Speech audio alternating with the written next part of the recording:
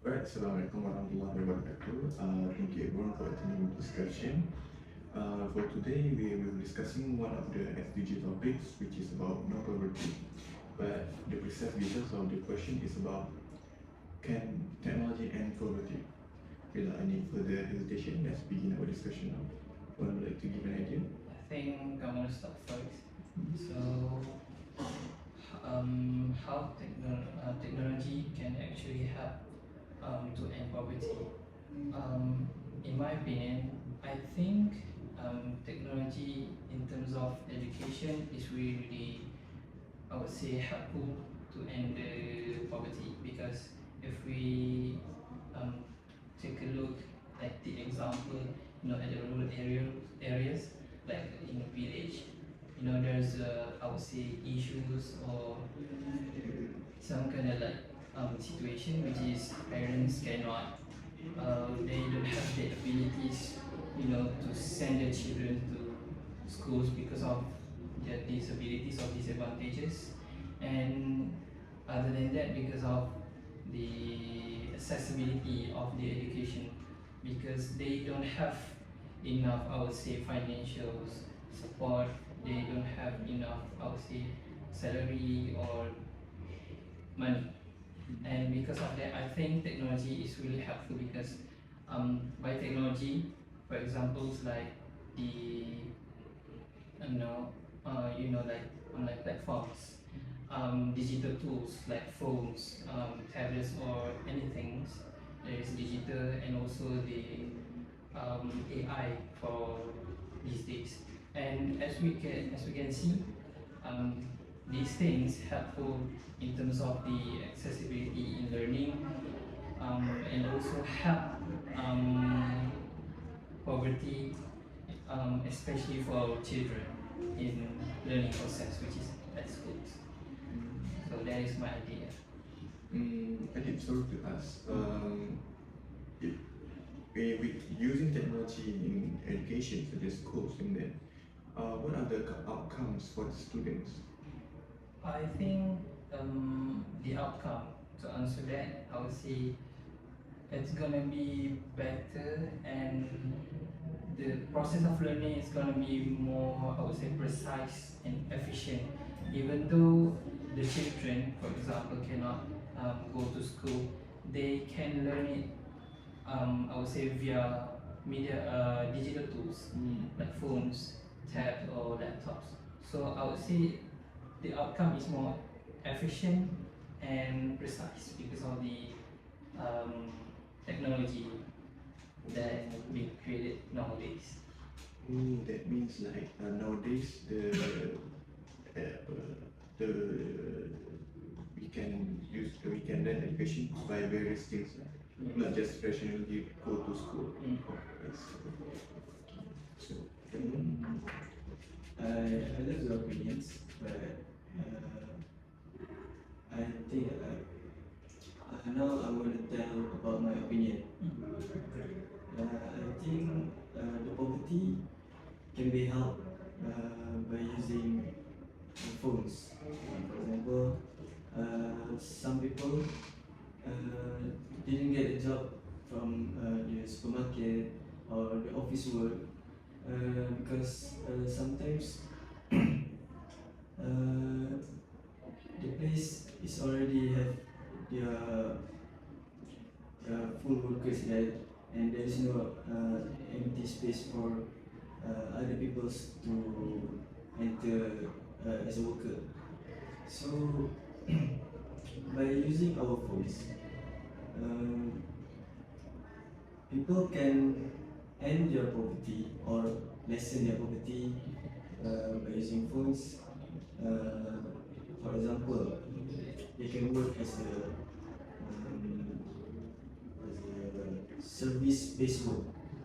It means workers can do some things such as cleaning, babysitting, or any other jobs that are required the energy. Because some people who have career. They didn't have time to manage their household, and sometimes they need to pay someone to help them to do their household. So these people who wanted to try the service-based household will be paid by the career people, because that is your expertise.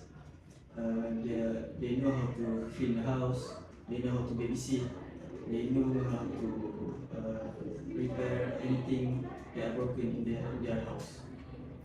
And by that, these people can, if they want the jobs, they can apply online. There is a lot of websites and applications for these people who are looking for a job like that. For my next point, I think that some people can do home-based business, such as cooking, small business cooking, and anyone who have the expertise in tailor, who knows how to sew clothes, they can work from home by taking an order from other people. For example, the career people, they want to buy traditional cookies such as kue separate, but they didn't know how to do it, so they pay someone who knows how to bake the cookies, and they will pay them for as much as they want. And by that, this kind of work can be promoted by your friends, such as you told your friends to promote their business to any other people, to their friends, families, or their colleagues. So by that, the people who bought it will be addicted to your work, because if you have the talent for that, they will keep on contact you to do their business with you. Yes, that is my point. I have a question, Daddy. You said that there's more opportunities if you have a phone, right? So, how is it for those who cannot afford a phone? For that people who didn't have any gadgets like phones, tablets, or laptops, the government has already provide the place for them, like Pusat Internet Malaysia. These people can go there because there is a lot of laptops, PCs, and gadgets for them to use to have to do their work. And the government also give some help for the poverty. They already do the help, like in terms of money, like that, such as SAR or Zakat. It's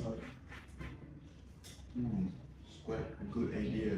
That's one of the methods to end their poverty, right? I want to interpret with my point. I'm not just looking at the generals. I'm being specifics, which is I'm looking towards the farmers. Farmers are the heart of the nations. Without their harvest, surely we are in danger because we don't have any food supplies, right? So mostly of the farmers usually they are in poverty states, means they they gamble their lives. If they have profits today, that's their food for today. So thanks to technology, is all now is kind of like their burden are lessened now. Because why? Let's take a look back at the early days, which is 1990s, and then like that. Farmers usually, talking about the paddy fields, because Malaysians eat rice every day, right? The example for paddy fields, surely a farmer cannot do the 1 hectare of paddy fields alone. So he has to employ a person to maybe plant or harvest the crops, so the profit will be minimized. Now thanks to technology, they have more technology now, which is such as tractors and fertilizer machines. So the work is now more cost efficient and also energy efficient. My second point is, I would say the technology of modifications.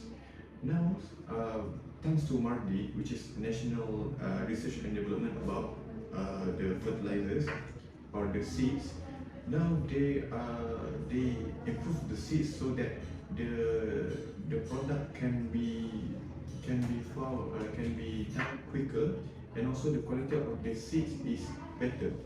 For example, back in the early days, paddy fields can be the crop of the paddy fields will be harvested once in a year.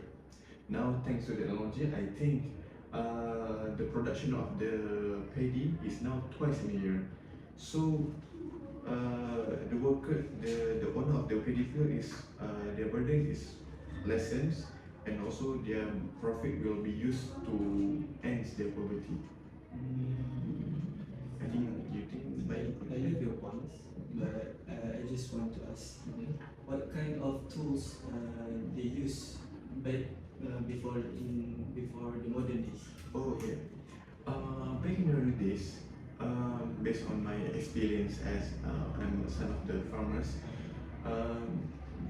my grandmother, they use human works, and which means they are using that hoe, and then they're using buffalo, and also they employ a person to, do you know the terms that they put up the grain from the grain paddy from the field to make a rice.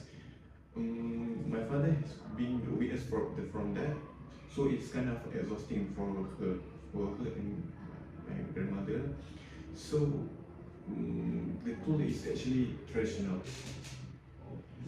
That's my idea. Do you have your point already? So my point is technology can help end poverty because technology improves transportation, because in rural areas or villages where they have limited transportation or limited routes to go to like the big city or to go to their work that's far away, they can use like modern bicycles or scooters or even motorcycles that is powered by solar energy, solar panels. So it is better than for them to buy a car that is more expensive to maintain. And my other point is,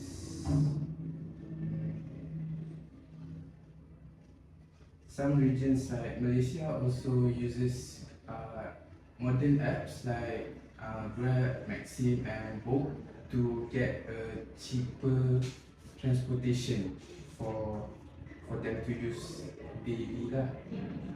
So it is possible for them to use this service to reduce their cost of transportation. And my other point is drones and GPS technology had increased, had been evolved. So governments and organizations can plan better route junctions for rural villages to make better routes to go to the big cities. And for instance, drones have been used in countries like Rwanda to export their medicines to rural areas. So it is proven that technology do improve transportation, mainly in those rural areas. So my conclusion is, if they can access reliable transport, they can focus more on their work, their health, and also their education, proving that transportation helps in ending poverty. Any questions? Questions you want to ask? So, sorry to ask. I'm attracted by the opinion about the statement about the Rwanda things. So, if we can supply the medicine towards the rural areas, what are the outcome of that? To me, the outcome is beneficial because if, like in the Rwanda case, they had to send a drone to some area because they had no routes to go to the area. So with the drone, it can help them, like if the rural area needs a specific medication that they don't have, they can send the medication by drone to those areas. So it's more efficient and more beneficial, I guess. So means the healthcare can be delivered easily. Yes. Yes. So guys, out of these 4 points that we have mentioned, what can we conclude of all of this? I think we could conclude that yes, technology can actually help to end the poverty. So I think that's all for today.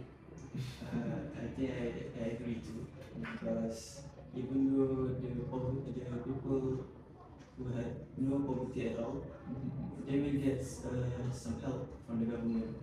The government will supply things that they need, even if